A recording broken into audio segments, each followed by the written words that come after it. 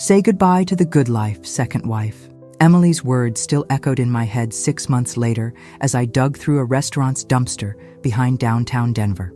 I found 2 paintbrushes someone had thrown away, still with dried acrylic on the tips. I ended up sleeping on park benches while she lived in the house I'd helped pay for 25 years. If you're watching this, subscribe and let me know where you're watching from. How did I get here? Well, let me backtrack to the day my whole world collapsed. My name is Sarah Cooper, and at 60, I never thought I'd be explaining how I went from comfortable widow to homeless woman in less than a week. But here we are, and trust me, this story gets much more interesting. Robert Hayes died on a Tuesday morning in January, clutching his coffee cup while reading the newspaper. No warning, no goodbye, just gone. We'd been together 25 years, but we never officially married. Why mess with paperwork when we're already committed, he used to say.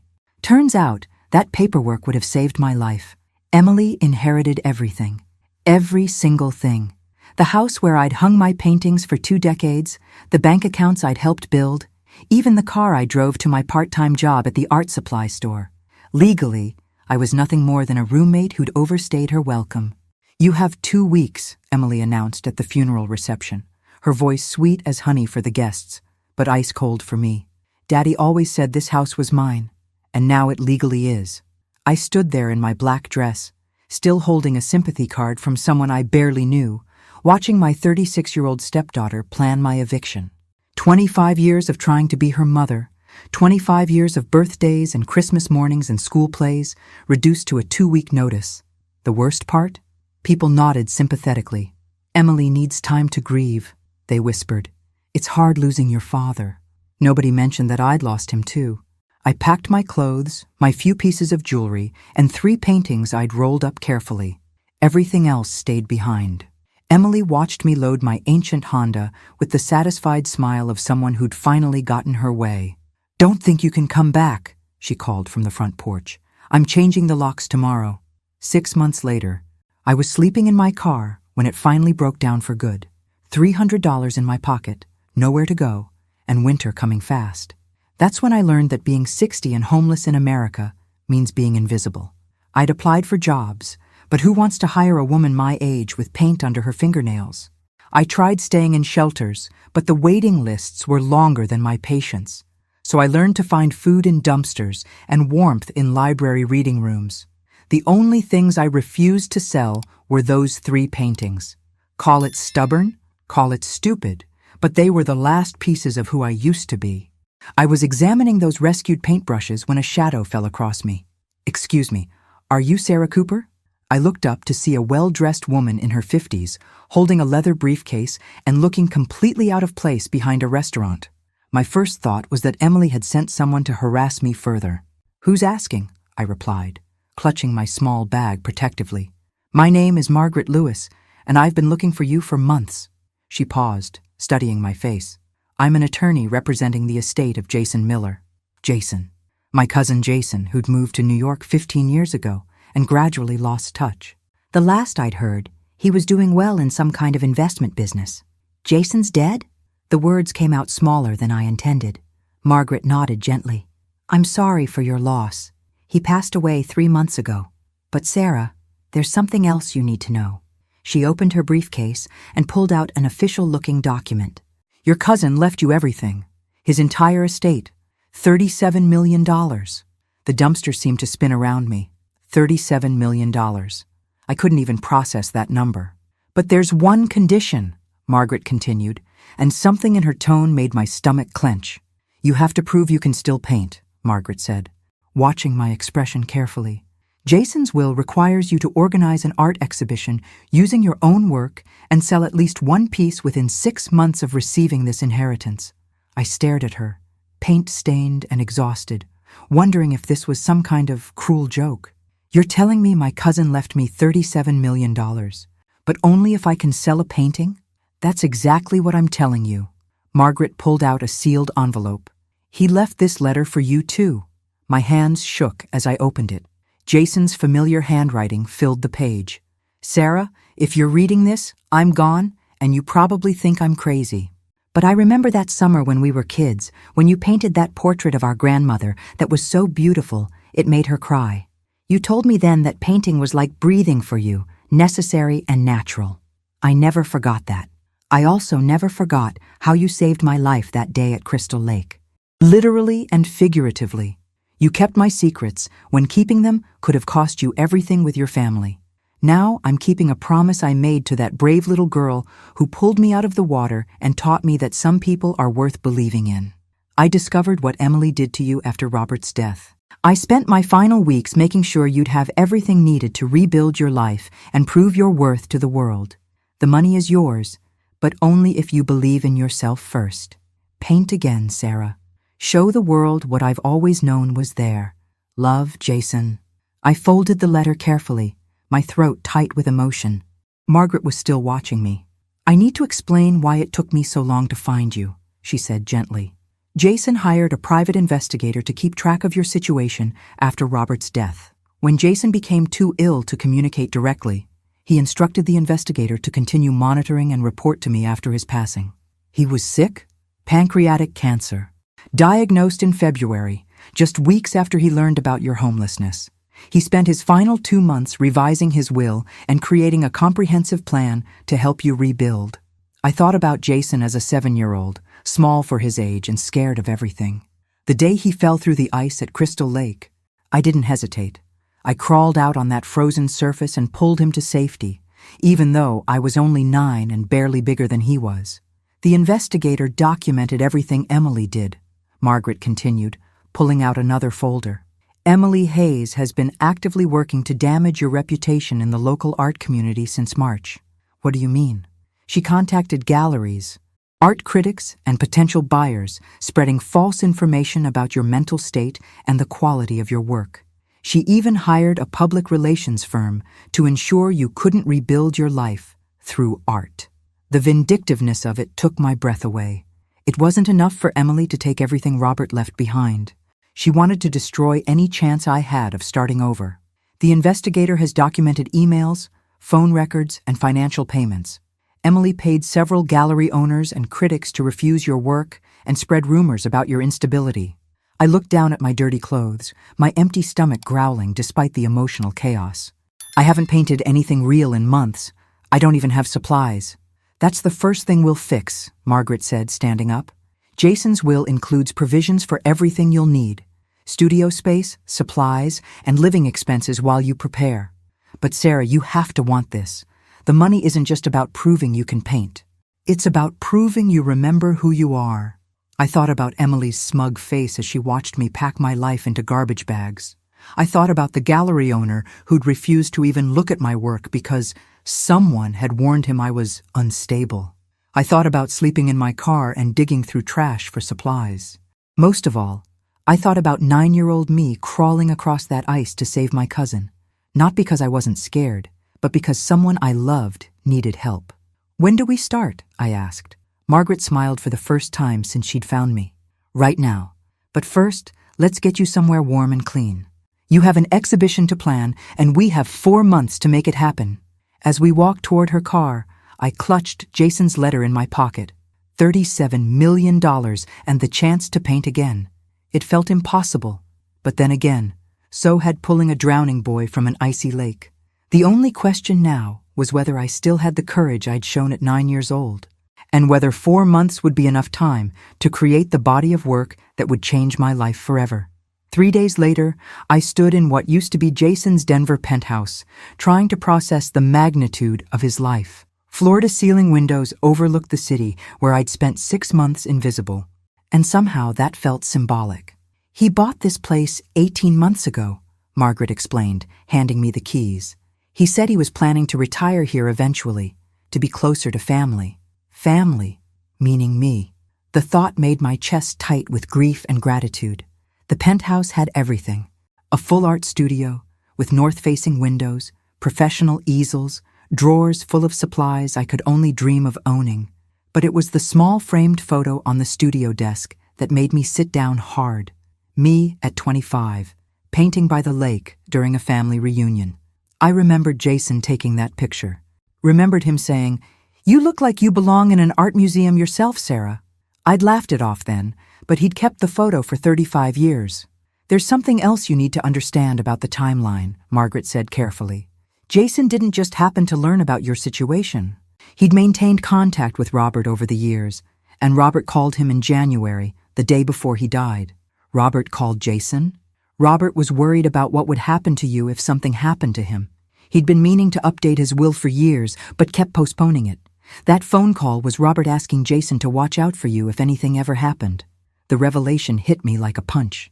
Robert had known he needed to protect me legally, had reached out to the one family member who might help, but died before he could follow through. Jason spent February investigating your situation through the private detective. When he learned about Emily's treatment of you, he immediately consulted lawyers about changing his will. The cancer diagnosis came in late February, which accelerated his timeline. I understood now. Jason hadn't been planning my inheritance for months in advance. He'd learned about my crisis, discovered he was dying, and spent his final 6 weeks constructing an elaborate safety net disguised as an artistic challenge.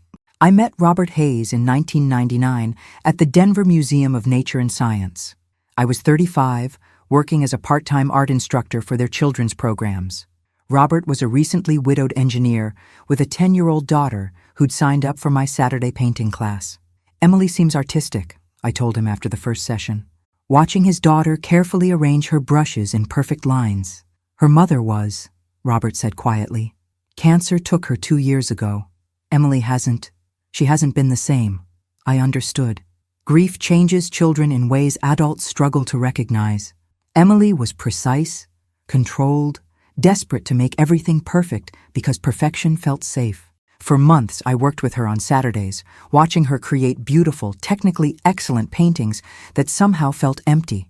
She had skill, but no joy, talent, but no freedom.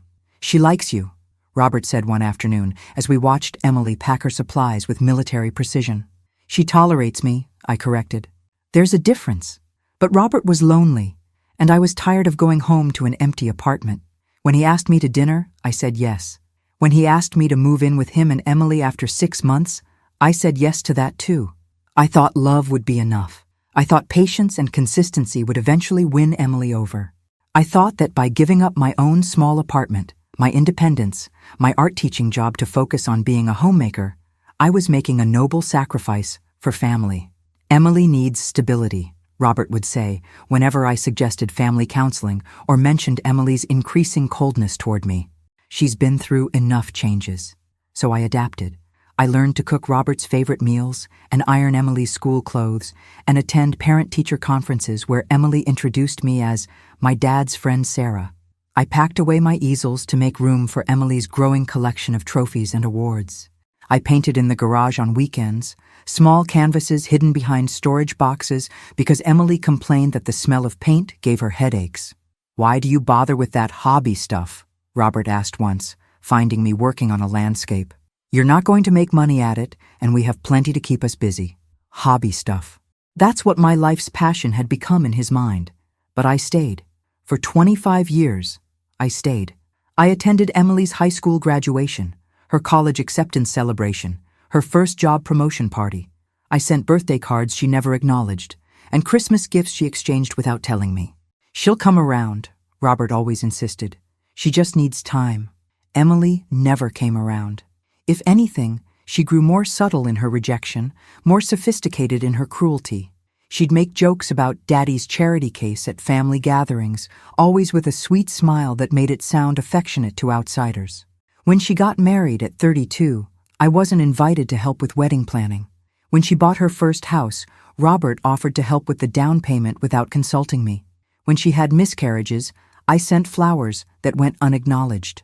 You're trying too hard, Robert would say. Just give her space. But space became distance, and distance became a cold war that lasted my entire adult life. I was the woman who'd taken her mother's place in her father's bed, and nothing I did would ever change that fundamental resentment. The cruelest part? I genuinely loved Emily, even as she grew into a woman who could look right through me at family dinners. I loved the damaged little girl who'd lost her mother and never learned to trust again. Robert called Jason because he was finally ready to confront Emily's behavior, Margaret said gently. But he ran out of time. Standing in Jason's studio, surrounded by supplies worth more than I'd made in years, I finally understood what my cousin had been trying to tell me. The money wasn't just about painting. It was about remembering that I'd had value before Robert, before Emily, before I'd spent decades trying to earn love from people determined not to give it. The question was whether I could find that person again, or if she'd been buried too deep under years of careful compromise. I picked up a brush, feeling its weight in my palm. Tomorrow, I'd start painting again. Tonight, I'd mourn the life I'd lost and the time I'd wasted trying to be someone I was never meant to be. The first painting came back to me like muscle memory, too, even after months of not touching a brush. I started at dawn, working on a canvas that captured the view from my new studio windows. But instead of painting the city as it was, I painted it as I'd seen it from the ground up, from the perspective of someone society had forgotten. It was angry art, raw and honest in a way my garage paintings had never been.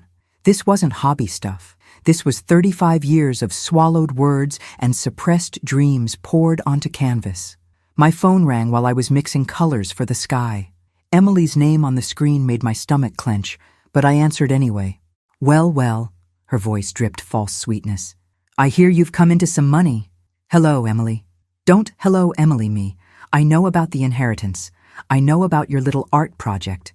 Did you think I wouldn't find out? I kept painting, adding gray clouds that matched my mood. I didn't think about you at all. Actually? The silence on the other end told me I'd hit my mark. Emily wasn't used to being dismissed so casually. This is pathetic, you know, she continued, recovering her composure. A 60-year-old woman playing artist with her dead cousin's money. How desperate can you get? Desperate enough to succeed, I replied, adding more titanium white to lighten the clouds. Sometimes storms pass faster than you expect. You'll never pull this off. I've made sure of that. Emily's mask was slipping. No gallery in this city will touch your work. No critic will review you positively. I've spent months making sure everyone knows exactly what kind of person you are. I set down my brush and really listened to what she was saying. This wasn't just spite. This was strategic destruction, planned and executed while I was sleeping in my car. What kind of person am I, Emily? Unstable, manipulative, a woman who preys on older men and convinces them to leave her money. Sound familiar? The accusation was so absurd it made me laugh. Preys on older men? I lived with your father for 25 years and got nothing for it because Daddy finally saw through you at the end. Emily's voice turned vicious. He told me he regretted ever letting you move in, said you were suffocating him with your neediness and your desperate little paintings. The words hit like physical blows, designed to hurt and humiliate. But something had changed in me over these past few days. Maybe it was living in Jason's space, surrounded by evidence of his belief in me. Maybe it was holding a brush again and remembering who I used to be. You're lying, I said simply. Am I? Then why didn't he marry you? Why didn't he leave you anything? Why did he call Jason the day before he died asking him to watch out for you? That last detail was new information, and it actually gave me hope rather than pain. Robert had been trying to protect me, had reached out to family for help. Because he knew you'd throw me out, I said, pieces falling into place. He was trying to make sure I'd have somewhere to go when you showed your true colors. I showed him what everyone else could see, Emily said coldly, that you were a leech attached to our family, taking up space and contributing nothing. I contributed everything, I said quietly. I gave up my career, my apartment, my independence, my art. I gave up everything to take care of you and your father. Nobody asked you to. You're right, I said, feeling a strange calm settle over me. Nobody asked me to sacrifice my life for people who would never appreciate it. That was my choice. And it was a mistake. Emily went quiet, perhaps recognizing that her psychological warfare wasn't working as planned.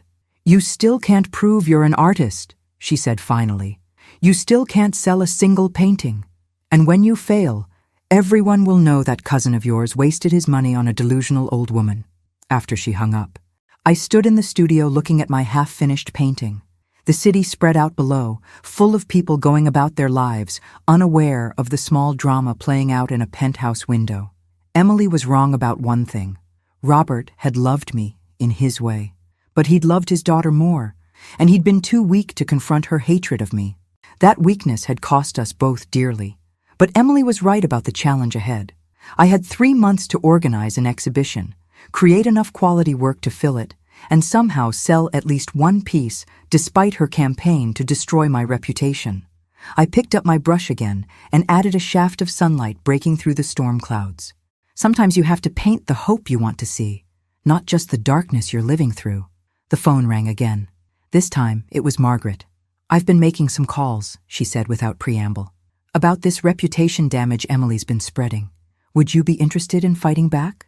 "What did you have in mind?" "Jason's will includes provisions for legal action against anyone who attempts to interfere with the inheritance conditions. What Emily's doing could be considered tortious interference." I thought about it, tempted by the idea of legal revenge, but something held me back. "No," I said finally. "I don't want to win this because I sued my way to success. I want to win because my art is good enough to stand on its own. Even if she's rigged the game against you?" I looked at my painting again, at the light breaking through the darkness. Especially then, Emily spent so much energy trying to destroy me that she's forgotten I might actually be worth believing in. And if you're wrong? If her campaign has been too effective? I smiled, feeling something I hadn't felt in years. Not hope exactly, but determination. Then I'll paint my way through it. Jason believed I could do this, Margaret. Maybe it's time I started believing it too. But even as I said the words, I wondered if belief would be enough to overcome 25 years of doubt and 6 months of systematic destruction.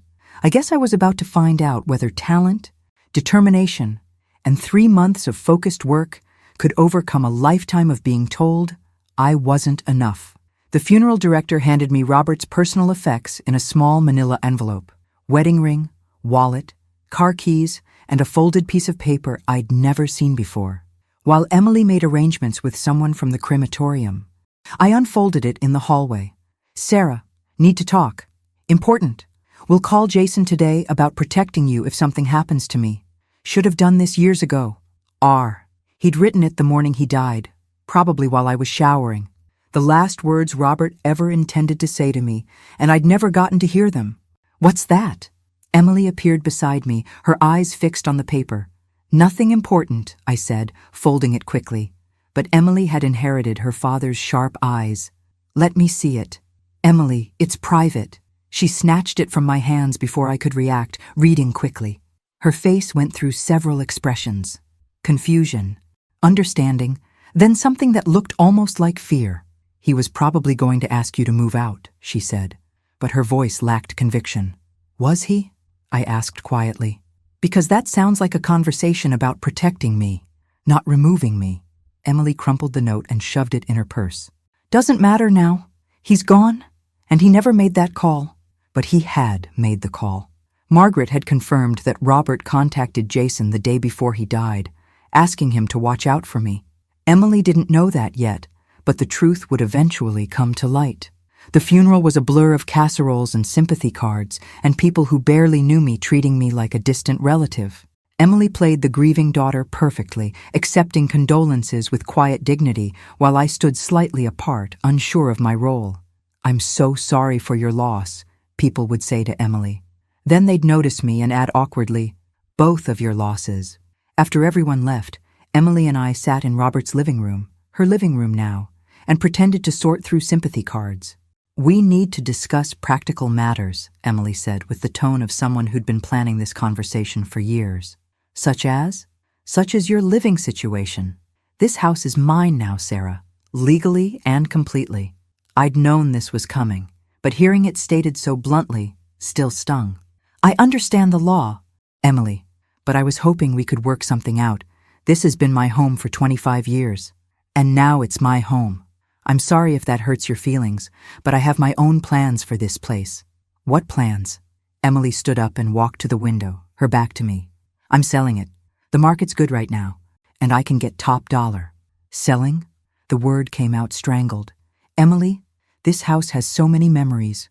Your childhood room, the kitchen where your father and I shared so many meals, the garden we planted together. Those aren't my memories," Emily said without turning around. "They're yours. And frankly, I'd prefer not to live surrounded by reminders of a relationship I never approved of." The casual cruelty of it left me speechless. She wasn't just taking the house, she was erasing 25 years of shared history. How long do I have? 2 weeks should be plenty of time to find somewhere else. 2 weeks. At 60 years old, with minimal savings and no job prospects, I had 2 weeks to rebuild my entire life. Emily, please. I know we've had our differences, but I loved your father. I love you, even if you don't believe that. Can't we find some way to work together? Emily turned around then, and the expression on her face was colder than I'd ever seen it. Love? You call what you did love? You moved into our house, took over our kitchen, rearranged our furniture, and slowly pushed me out of my own father's life. I never tried to push you out. Didn't you?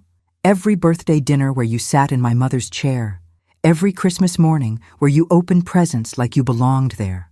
Every time Daddy chose to spend time with you instead of me. The years of resentment poured out of her like poison from a wound. I realized that in Emily's mind, I hadn't just been the woman who replaced her mother. I'd been the enemy who stole her father's love. Emily, there was room for both of us in Robert's heart. No, there wasn't. And you made sure of that, didn't you? With your cooking and your cleaning and your pathetic attempts to mother me. Well, congratulations, Sarah. You got 25 years of playing house. But the game's over now. I tried one more time. What if I paid rent? I could get a job. Contribute to the household expenses. Emily laughed. But there was no humor in it. With what skills? You haven't worked in 25 years. You have no marketable abilities, no recent experience, no references. Face it, Sarah, you're unemployable. She was right, and we both knew it. I'd sacrificed my career to be Robert's partner and Emily's would-be stepmother. Now those sacrifices had left me with nothing. Your little hobby paintings won't pay the bills either, Emily continued. Nobody wants amateur art from a desperate old woman. That night, I called Jason in New York for the first time in over a year, but the number was disconnected. I tried reaching him through old email addresses, but got no response. I didn't know he was already in the hospital, fighting pancreatic cancer and planning his will revision that would change my life. 2 weeks later, I watched from my car as strangers toured the house I'd called home. Emily had hired a real estate agent who marketed it as a charming family home ready for new memories. As if our memories had never mattered at all. The day I became officially homeless, I drove to every bank in town trying to access Robert's accounts, only to learn that my name wasn't on anything. 25 years of shared life, and legally, I'd never existed. That's when Emily's true strategy became clear. She hadn't just inherited Robert's assets, she'd inherited the power to erase me completely.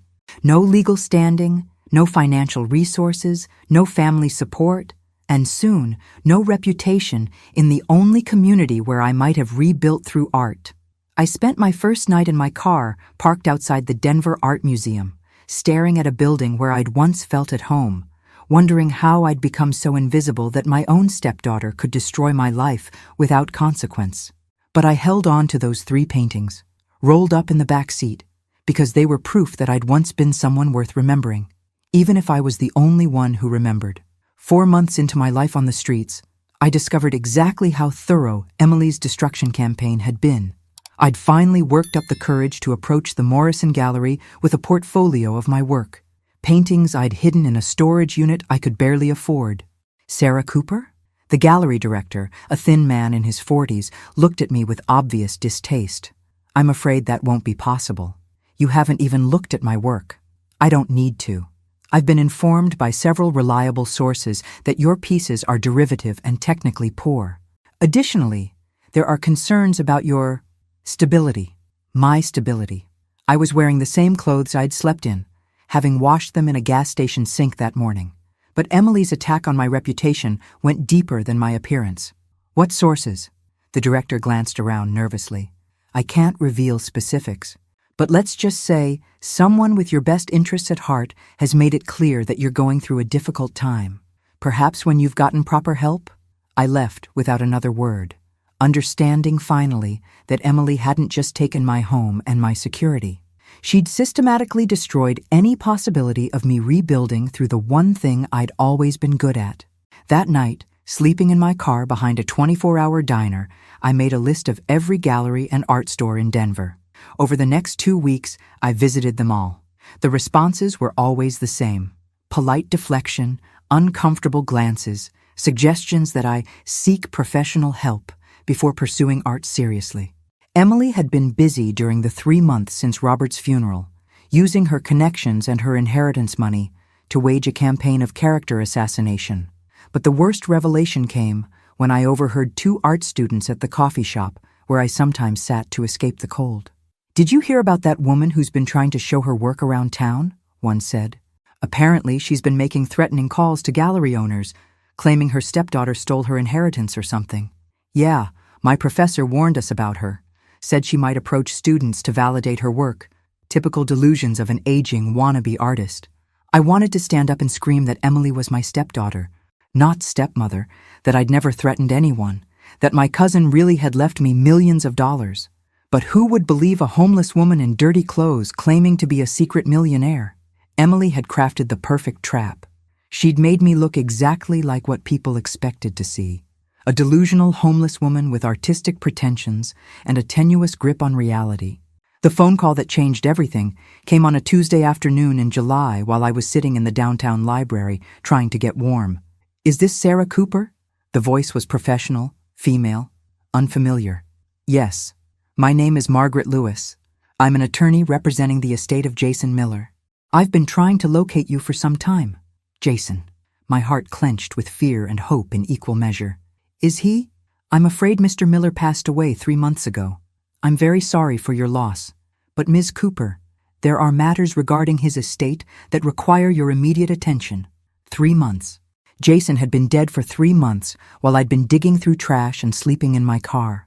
The guilt hit me like a physical blow. "I apologize for how long it's taken to find you," Margaret continued. "Your last known address was the Hayes residence, and when I learned you were no longer living there, it required considerable investigation to track you down. The homeless shelter system doesn't make it easy to locate specific individuals. That explained the delay. Margaret had been searching through official channels while I'd been living invisibly on the streets. I'm calling because you're the primary beneficiary of his will. But there are conditions that must be met within 6 months of his death. We have 3 months remaining. I'm not exactly in a position to meet in an office right now." Margaret was quiet for a moment. "Ms. Cooper, can you tell me where you are? I'll come to you."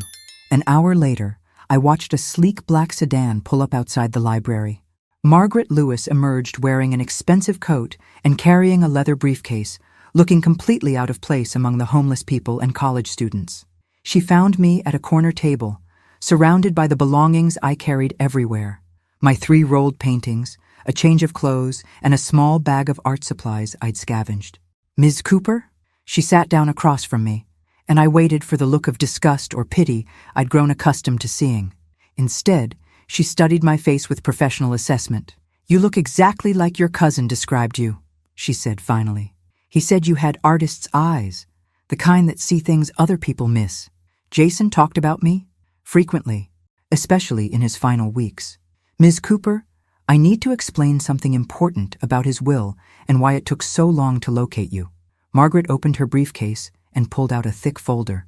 "Your cousin learned about your situation in February after your father's friend called him. Jason spent his remaining time. He was battling pancreatic cancer, creating a comprehensive plan to help you. He was sick, very sick. But he was determined to ensure you had everything needed to rebuild your life. The inheritance conditions aren't arbitrary, Sarah. They're designed to give you exactly what you need to reclaim your life and prove Emily wrong." Margaret pulled out a sealed envelope with my name written in Jason's familiar handwriting. "He wanted you to read this first." With shaking hands, I opened the letter. Jason's words blurred as tears filled my eyes. "Sarah, if you're reading this, it means Margaret found you and I'm gone. I know you're probably angry that I didn't reach out directly, but I was hospitalized for most of my final months and couldn't risk Emily discovering my plans before everything was legally secured. I hired investigators to document your situation and Emily's sabotage campaign. I know about the homelessness, about the systematic destruction of your reputation, about Emily's cruelty. I'm furious that I couldn't help sooner, but now I can give you everything you need to fight back. This inheritance isn't charity, Sarah. It's recognition of your worth and your talent. Show them who you really are." I looked up at Margaret through my tears. $37 million? Plus property holdings and a fully equipped art studio in his Denver penthouse. But you have to organize an exhibition and sell at least one piece within the next 3 months. 3 months to create enough quality artwork for an exhibition. 3 months to overcome 6 months of systematic reputation destruction. 3 months to prove that the homeless woman everyone dismissed was actually worth believing in. I looked down at my 3 rolled paintings, the only things I'd saved from my old life. They weren't great work. They were tentative, safe, created by someone afraid to take up too much space. But they were a beginning. "I'll do it," I said. Margaret nodded as if she'd never doubted it. "Jason said you would. He also said to tell you that saving his life at Crystal Lake wasn't the only debt he owed you. Apparently, you taught him that sometimes the bravest thing you can do is believe in someone when they've forgotten how to believe in themselves." As we walked out of the library together, I felt something I hadn't experienced in months. Possibility. Emily thought she'd destroyed me completely, but she'd forgotten that I was the same person who'd crawled across thin ice to save a drowning child. Some courage never really disappears. It just goes underground, waiting for the right moment to surface again. The question was whether I could find that courage again and create something extraordinary in just 3 months. The first week in Jason's penthouse was like learning to breathe again after holding my breath for 6 months. I woke up each morning in an actual bed, showered in a bathroom with endless hot water, and stood before easels that cost more than my car had been worth. But when I picked up that first brush, my hand shook. "It's just canvas," I told myself, staring at the blank white surface. "You've done this 1,000 times." Except I hadn't. Not really. For 25 years, I'd painted safe little landscapes and still lifes. Pieces designed not to offend or challenge anyone. Robert's taste ran toward hotel art. Pretty, inoffensive, forgettable. Emily had made it clear that anything too bold or emotional was showing off. Now I had unlimited supplies and no one to please but myself. The freedom was terrifying. I started with color, not because I had a plan, but because color had always been my language before I learned to speak Robert's and Emily's version of art. Deep purples that reminded me of bruises, angry reds that tasted like betrayal, blues so dark they felt like drowning. The painting that emerged wasn't pretty. It was raw, honest, painful, a woman falling through darkness, reaching for light that might or might not be there. When I stepped back after 6 hours of work, I realized I'd painted my own face. "Now that's interesting," said a voice behind me. I spun around to find Margaret standing in the studio doorway, studying my work with professional interest. "I'm sorry for startling you," she said. "I called, but you didn't answer. I wanted to check on your progress and share some updates from Jason's investigator." I looked at the painting again, suddenly self-conscious. "It's not very commercial." "Commercial?" Margaret raised an eyebrow. "Sarah, this isn't about creating commercial art. This is about proving you're an artist, and what I'm looking at here is absolutely art." She walked closer to the canvas, studying the brushwork. "There's pain here, but also strength. This woman is falling, but she's not giving up. She's fighting." "You mentioned updates from the investigator?" Margaret pulled out a tablet. Jason's detective continued monitoring Emily's activities after his death, as instructed. "We now have comprehensive documentation of her campaign against your reputation." She showed me screenshots of social media posts, email chains, and recorded phone conversations. Emily contacting gallery owners with concerns about my mental health. Emily spreading rumors at art community events about my instability. Emily using her social connections to systematically poison opinions about me before I could even approach potential venues. "This is more sophisticated than I thought," I said, scrolling through the evidence. Emily's been methodical. She leveraged her social network, her father's reputation, and her inheritance money to create a coordinated whisper campaign. No direct bribes, just influence and manipulation. Over the next month, I painted like someone possessed. Each canvas became a chapter in my story of survival. I painted my hands digging through garbage, elevated to something almost sacred by the quality of light and the dignity I gave the gesture. I painted Emily's face, but transformed it into a study of how beauty can mask cruelty. I painted Jason as a child, pulling him from that icy lake, but made it symbolic, One person saving another from drowning in more than just water. These are extraordinary, Margaret said during her weekly visit. But Sarah, you'll need at least 12 pieces for a proper exhibition, and we need to solve the gallery problem. Every gallery in Denver has been told I'm unstable. Emily's been very thorough. Margaret smiled, and there was something almost predatory in her expression. That's where Jason's planning gets interesting. He didn't just leave you money for supplies. He researched alternative exhibition strategies. She pulled out another folder. The Rossetti Arts Collective. Isabella Rossetti has been running independent galleries for 30 years. She's known for giving chances to overlooked artists. And she hasn't been influenced by Emily's campaign because she operates outside the traditional Denver art establishment. I felt a flutter of hope. You think she'd be interested? I think she'd be very interested in an artist with a compelling story and undeniable talent. Jason left specific instructions about approaching her when you had enough work to show. The irony was perfect. While Emily had been poisoning the established art world against me, Jason had been researching the independent scene where reputation mattered less than talent. When should we contact her? Give yourself 2 more months to complete the series. You need at least 12 strong pieces to make a real impact. I nodded, feeling the timeline pressure, but also the excitement of having a concrete plan. Emily had tried to destroy my reputation in the traditional art world, but there were other paths to success. That evening, I started my 6th painting, a self-portrait of a woman rebuilding herself one brushstroke at a time. In the background, shadows of her former life faded away while new light emerged from the work itself. 3 months to prove that talent could triumph over sabotage. 3 months to honor Jason's belief in me. 3 months to transform a lifetime of suppressed creativity into something the world couldn't ignore. I picked up my brush and lost myself in the work, finally understanding that this wasn't just about meeting Jason's conditions. This was about becoming the artist I'd always been meant to be. 2 months into my artistic resurrection, I had 8 paintings completed and was working on my 9th when my phone rang. Emily's name on the screen made my stomach clench, but I was feeling strong enough to answer. I know about the inheritance, she said without preamble. Hello to you too, Emily. Don't play games with me. $37 million? Really, Sarah? Did you seduce your cousin too? Or just convince him you were a starving artist worthy of charity? I kept painting, adding blue highlights to a canvas that showed hands emerging from darkness, reaching toward light. Jason left me money because he believed in my talent, something you wouldn't understand. Talent? Emily's laugh was sharp and bitter. I've seen your little garage paintings, remember?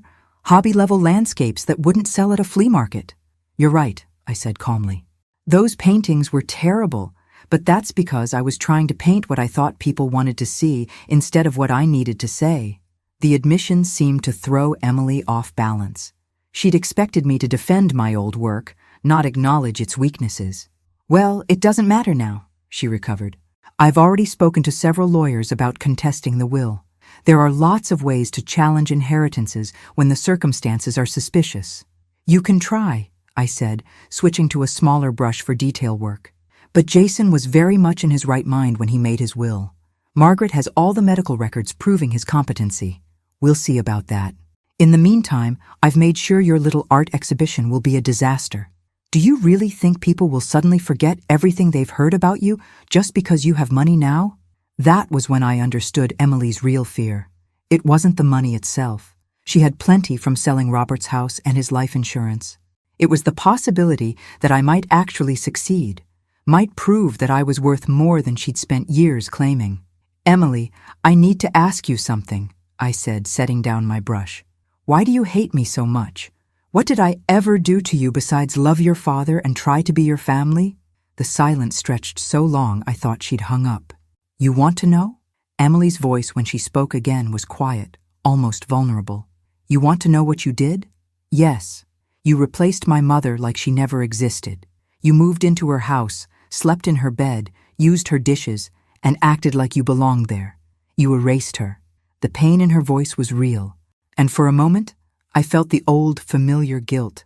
Emily, I never tried to replace your mother. I knew I couldn't. I just tried to love you both the best I could. By taking over everything. By making Daddy forget about her. Your father never forgot your mother. He talked about her constantly, especially in the early years. Not after you convinced him to put away her pictures. I stopped painting. What pictures? Her wedding photo that used to be on his dresser, the family portrait from my 5th birthday, the picture of her holding me as a baby. They all disappeared after you moved in. My chest tightened with understanding. Emily, I never asked your father to put away your mother's pictures. That was his decision. I told him it was important to keep her memory alive for you. You're lying. I'm not.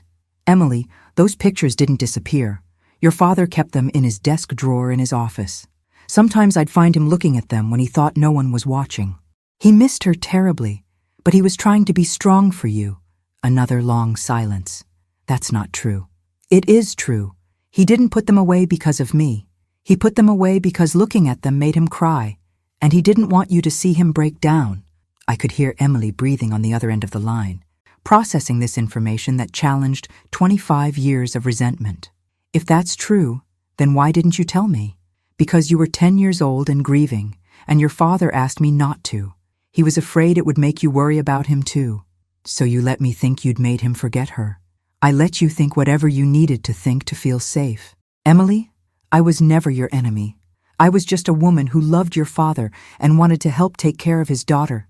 Emily was crying now, quiet sobs that broke my heart. I wasted so much time hating you. You were protecting your mother's memory. That's not hate, Emily, that's love. But I hurt you. I threw you out when Daddy died. I spent months poisoning people against you. I tried to destroy any chance you had of rebuilding your life. Yes, you did. And you're not going to forgive me, are you? I thought about that question while looking at my paintings, all the anger and pain and determination I'd poured onto canvas over the past 2 months. Emily, forgiveness isn't about pretending the hurt didn't happen. It's about deciding not to let that hurt define the rest of your life. What does that mean? It means I understand why you did what you did, and I hope someday you'll understand why I have to succeed anyway. After Emily hung up, I stood in the studio surrounded by my work, feeling something shift inside me. The paintings were no longer just about proving my talent or claiming my inheritance. They were about proving that people could survive the worst kinds of betrayal and still choose to create something beautiful. I picked up my brush and started a new canvas, a portrait of a young girl holding a photograph of her mother, while an older woman watched from the shadows, not with jealousy, but with protective love. Some stories needed to be told truthfully, even when the truth was complicated. But later that evening, Margaret called with concerning news. "Emily's hired Jonathan Crawford," she said grimly. "Who's Jonathan Crawford?" "One of the best inheritance attorneys in Colorado. He's expensive, which suggests Emily is serious about this challenge." Suddenly, my 3 months of painting felt like borrowed time that might be running out faster than I'd thought. 6 weeks before my planned exhibition opening, everything started falling apart. The first sign of trouble came when Margaret called with an update from the legal front. "Crawford's filed preliminary motions questioning Jason's mental competency," she said grimly. "He's claiming that leaving such a large inheritance to a distant relative with specific artistic conditions suggests diminished capacity. Can he prove that? He doesn't need to prove it. He just needs to create enough doubt to delay the inheritance distribution. And Sarah, if the courts freeze the assets before you meet the exhibition requirement, I forfeit everything." I sank into a chair in Jason's studio, surrounded by 10 completed paintings that might become meaningless if Emily's legal strategy succeeded. Crawford's strategy is delay tactics. He's betting that you can't meet the 6-month deadline if he ties up the inheritance in court proceedings. I looked at my paintings, thinking about all the work, all the emotional excavation, all the hope I'd poured into them.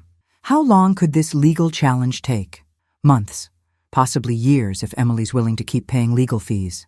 That afternoon, I called Isabella Rossetti at the Arts Collective, hoping to accelerate my timeline. "Ms. Cooper," Isabella's warm voice came through the phone. "Margaret Lewis spoke to me about your work. I'd very much like to see what you've created. I have 10 pieces completed, but I was hoping to finish 12 before approaching galleries. 10 strong pieces are better than 12 mediocre ones. Would you be available to show me your work tomorrow?" The Rossetti Arts Collective occupied a converted warehouse in Denver's emerging arts district. Isabella Rossetti turned out to be a sophisticated woman in her 60s with silver hair and eyes that missed nothing. "Show me," she said simply, after the introductions were over. I'd brought slides of all 10 paintings, my hands shaking slightly as I set up the projector. Isabella studied each image in silence, occasionally asking me to go back to a previous piece or hold on a particular detail. When I finished, she sat quietly for a long moment. "These are not the paintings of someone who's mentally unstable," she said finally. "These are the paintings of someone who's been through hell and decided to document the journey with unflinching honesty. Does that mean? It means I want to offer you a solo exhibition in my main gallery space. But Sarah, I need to be honest about something. I've heard the rumors about your mental state, your instability, your supposed delusions about inherited money." My heart sank. Even Isabella had been influenced by Emily's campaign. "But I've also seen your paintings," she continued, "and great art doesn't lie. Whatever your circumstances, whatever your personal struggles, you've created something powerful here. That's what matters in my gallery." We spent the next hour discussing logistics. Isabella wanted to schedule the opening for 5 weeks from that day, giving me time to complete 2 more pieces to round out the series. "There is one condition," she said as we finalized the arrangements. "I want you to include a piece about the experience of being homeless. Not as exploitation, but as testimony. The art world needs to see what happens when we dismiss people based on their circumstances rather than their talent." That evening, I started my 11th painting, a self-portrait of a woman digging through garbage, but painted with the same reverence and dignity that classical artists brought to religious subjects. The piece asked a simple question: what makes one person's struggle worthy of art and another's worthy only of scorn? I was adding final details when Margaret called with more legal updates. "Crawford's getting more aggressive. He's filed for an emergency hearing to freeze all inheritance assets pending a full competency investigation." "When?" 2 weeks from now. "Sarah, if he succeeds, you won't legally be able to access any of Jason's money, including what you've already spent on supplies and living expenses." "What does that mean?" "It means you could be charged with spending money from a fraudulent inheritance. You'd be in legal jeopardy just for living in Jason's penthouse."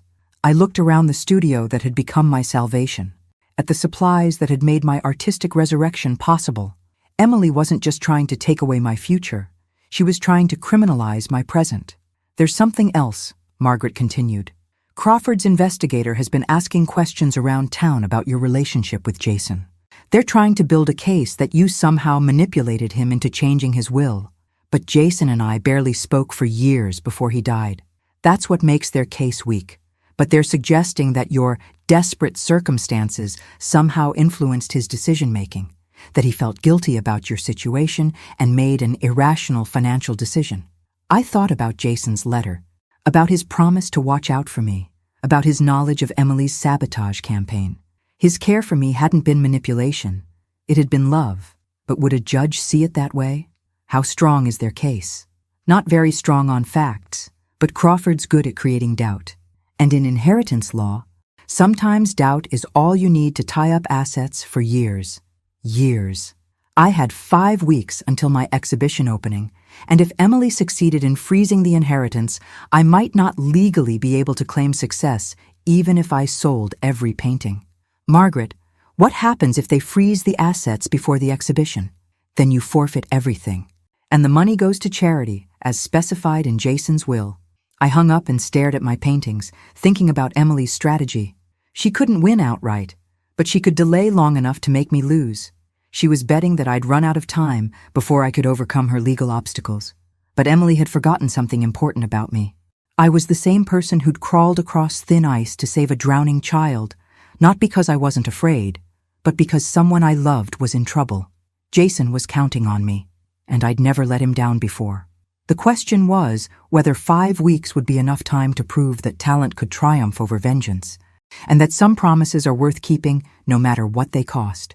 I picked up my brush and started my 12th painting, a portrait of 2 cousins, one pulling the other from dark water into light, their hands connected across time and death by unbreakable love. The night before my exhibition opening, I stood in Isabella's gallery, surrounded by 12 paintings that told the story of my fall and resurrection. Tomorrow, after months of legal battles and Emily's sabotage, the art world would finally see what I'd been trying to create for 60 years. That's when my phone rang with the call I'd been dreading. "Sarah, it's Margaret. We have news from the courthouse." "How bad?" "Actually, it's good news. Crawford's emergency motion was denied. The judge ruled that Jason's mental competency was well documented by his medical team, and that the inheritance conditions show rational planning, not diminished capacity." I sank into a chair, relief flooding through me. Emily lost? Her legal challenge failed completely. The judge was particularly unimpressed with Crawford's argument that giving money to family members is proof of mental illness. Jason's medical records show he was competent right up until his death. So the inheritance is secure? Completely secure. But Sarah, there's something else you should know. Emily was in the courtroom today. My stomach clenched. What did she do? Nothing dramatic. She just sat in the back and listened to Crawford's arguments get systematically dismantled. When the judge denied the motion, she got up and left without speaking to anyone. I looked at my paintings. Thinking about Emily, hearing legal experts confirm that Jason had been rational and competent when he chose to help me. Had it finally occurred to her that maybe, just maybe, I was worth believing in? "The exhibition can proceed as planned," Margaret continued. "You've met all of Jason's conditions. Tomorrow is just confirmation." At exactly 6 o'clock the next evening, Isabella unlocked the gallery doors. The first person through was Margaret, wearing a proud smile and carrying white roses. Behind her came people I didn't recognize, sophisticated art world types who moved through the gallery with practiced assessment. I watched nervously as they examined my work, trying to read their expressions. The painting of myself digging through garbage drew particular attention, as did the portrait of hands reaching through darkness toward light. "Excuse me, are you the artist?" I turned to find a well-dressed woman in her 40s studying me with curious eyes. "Yes, I'm Sarah Cooper. I'm Dr. Amanda Foster from the University of Colorado Art Department. I wanted to tell you that your work is extraordinary. The emotional depth, the technical skill, the raw honesty. It's exactly what contemporary art should be." "Thank you. I'm particularly interested in this piece," she said, gesturing toward my self-portrait as a homeless woman. "The way you've elevated a moment of degradation into something almost sacred, it reminds me of Caravaggio's religious paintings." Other people began gathering around us, drawn by Dr. Foster's enthusiastic commentary. I found myself explaining my techniques, my inspiration, my journey from homelessness to this moment of recognition. As the evening progressed, I noticed red dots appearing next to several paintings. Sales, actual sales, to people who wanted to own pieces of my story because they recognized its value. By 8 o'clock, 6 paintings had sold for a total of $58,000. I'd not only met Jason's condition of selling one piece, I'd exceeded it beyond my wildest dreams. That's when I saw her in the crowd. Emily, standing quietly in the corner, studying the painting I'd made of her father's hands holding a paintbrush, my memorial to Robert's support of my art, however imperfect it had been. I walked over to join her. "It's beautiful," she said softly. "The painting of Daddy's hands. I remember him trying to paint with you sometimes in the garage." "He wasn't very good at it," I said with a small smile. "But he tried." "He loved you," Emily said. "I fought against that love for 25 years, but it was real." We stood together in comfortable silence, watching people admire the paintings that had grown from so much pain. "Sarah, there's something I need to tell you," Emily said finally. "Something I should have told you years ago." "What?" "I found Daddy's papers when I was cleaning out his office. Records of payments he made to private investigators. For 10 years, from 2010 to 2020, he hired people to keep track of Jason in New York." I stared at her. "Why would he do that?" "Because you missed Jason. Because you used to wonder aloud what had happened to him. Whether he was safe, whether he was happy. Daddy hired investigators to make sure Jason was okay, because he knew you worried." The revelation hit me like a physical blow. Robert had spent thousands of dollars over 10 years keeping tabs on my cousin because he'd seen how much I cared about Jason's well-being. The investigators' final report from 2020 included a note that Jason had hired his own detective to keep tabs on you. You'd both been watching out for each other through intermediaries for years without knowing it. The beautiful symmetry of it made my eyes fill with tears. Jason and I, loving each other across distance and silence, both too proud to reach out directly, but too caring to let go completely. "There's more," Emily continued. "The investigators' reports show that Jason contacted his estate lawyer the day after Daddy called him in January. He'd been planning the inheritance conditions for months, Sarah, but only after he learned about your situation. He knew I'd need help. He knew you'd need more than money. He knew you'd need a reason to believe in yourself again." Emily wiped her eyes with the back of her hand. "The exhibition requirement wasn't about proving you could paint. It was about giving you permission to be the artist you'd always been." At 9 o'clock, Isabella announced the final sales tally. 8 of my 12 paintings had sold for a total of $76,000. I'd not only met Jason's conditions, I'd proven that my art had genuine commercial and critical value. As the crowd began to thin, I found myself standing before the painting of myself, falling through darkness, reaching for light. A small woman approached me, probably in her 70s, wearing a simple blue dress. "Excuse me, dear, are you the artist?" "Yes, ma'am. I'm Dorothy Chen. I've been following your story in the papers." She paused, studying the painting. "I lost my home last year when my family decided I needed assisted care. I've been feeling like my life was over." She pointed to the reaching hand in my painting. "But looking at this, seeing what you've accomplished after losing everything, it gives me hope that maybe my story isn't finished either." Dorothy Chen bought the painting of myself, falling toward light. And as I watched her sign the purchase agreement, I realized I'd finally understood Jason's true gift to me. The inheritance was just confirmation of what Jason had always known. Some people are worth believing in, especially when they've forgotten how to believe in themselves. 6 months after my exhibition opening, I stood in the conference room of what would soon become the Jason Miller Foundation for Displaced Artists. The space buzzed with contractors installing new lighting and art supplies arriving by the box. The inheritance had been officially transferred, all legal challenges resolved. Emily had withdrawn her contest completely after seeing my exhibition's success, finally understanding that Jason's faith in me had been justified. But the real victory wasn't the money, or even the artistic recognition. It was the letter I'd received 3 days after the gallery opening, forwarded by Margaret from Emily's lawyer. "Sarah," it began, "I've spent the last week thinking about our conversation at your exhibition, about the painting of Daddy's hands, about everything I learned from the court case about Jason's careful planning to help you. I realize now that I've been fighting the wrong battle for 25 years. I wasn't protecting my mother's memory by hating you, I was dishonoring it. My mother would have wanted Daddy to be happy. She would have wanted me to be kind to the woman who loved him. I can't undo what I've done, but I can stop making it worse. I'm withdrawing all legal challenges to Jason's will. More than that, I want to help with whatever you're planning to do with the inheritance, if you'll let me." Emily had appeared at my penthouse door 2 days later, nervous and uncertain, carrying a manila envelope. "These are yours," she said, handing me the envelope. "Daddy's pictures of my mother, the ones from his desk drawer. You should have them." Inside were dozens of photographs. Robert's first wife laughing at their wedding, holding baby Emily, teaching her to ride a bike. Pictures of a woman who'd loved her family completely and would have wanted that love to continue even after she was gone. "She was beautiful," I said, studying a photo of Emily's mother painting with 5-year-old Emily. "You look just like her." "I want to be like her too," Emily said quietly. "She was kind. She would never have thrown someone out of their home or tried to destroy their reputation. I became someone she wouldn't recognize. That's when Emily made an offer that changed everything. "I want to help fund the foundation," she said.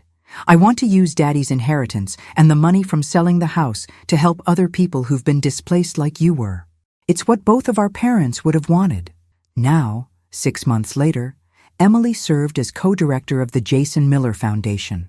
She'd proven to be as methodical in helping people as she'd once been in trying to destroy me. Her organizational skills and business connections had been invaluable in getting the foundation off the ground. "The first cohort of artists arrives next week," Emily said, reviewing applications at the conference table. 12 people who've lost housing due to family disputes, medical bills, or economic hardship.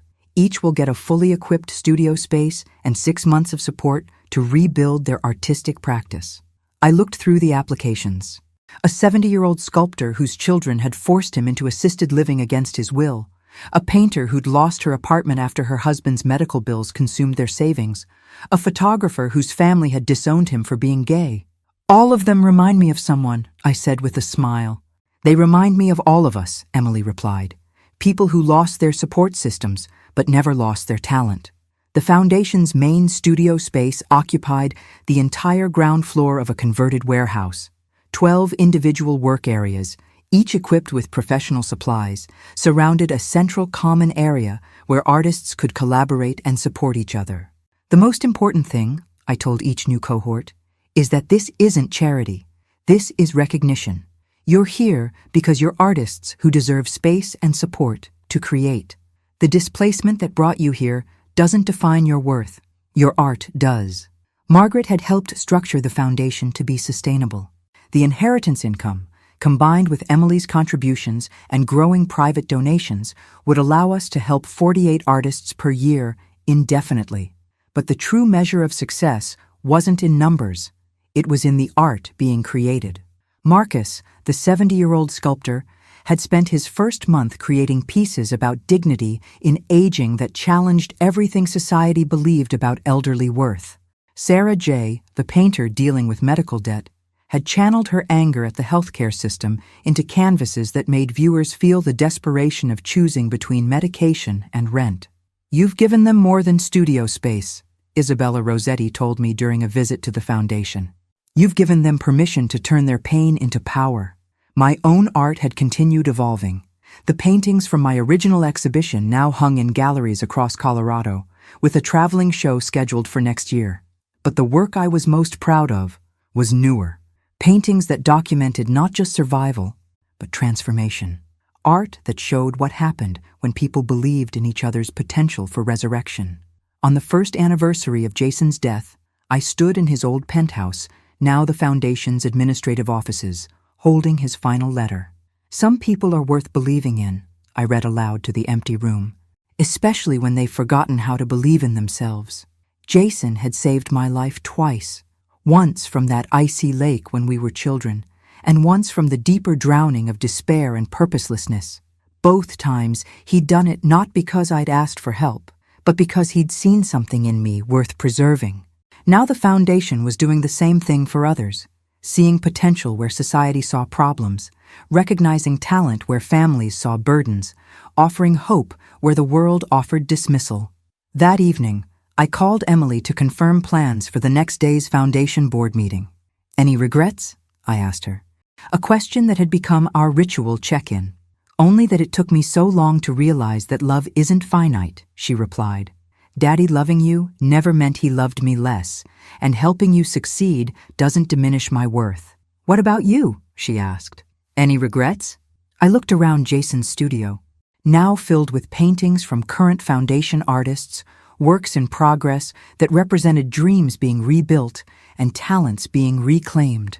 "Just one," I said. "I regret that Jason didn't live to see what his faith in me made possible." "I think he knew," Emily said softly. "I think that's why he structured everything the way he did. He knew you'd use the inheritance to help other people, just like you helped him when you were kids." Outside my window, Denver spread out in all directions, full of people going about their lives, unaware of the small revolution happening in a converted warehouse, where artists who'd been written off by society were proving their worth one brushstroke at a time. The inheritance conditions hadn't really been about proving I could paint. They'd been about proving that it's never too late to become who you were always meant to be. And sometimes, the person you were always meant to be is someone who helps other people remember who they are too. The Jason Miller Foundation's motto, painted on the wall of our main studio, came from Jason's final letter. "Some people are worth believing in, especially when they've forgotten how to believe in themselves." Every day, I watched artists who thought their stories were over discover that they were actually just beginning a new chapter. And every day I remembered that the best art comes not from avoiding pain, but from transforming it into something beautiful enough to light the way for others walking through their own darkness. Thanks for listening. Don't forget to subscribe and feel free to share your story in the comments. Your voice matters.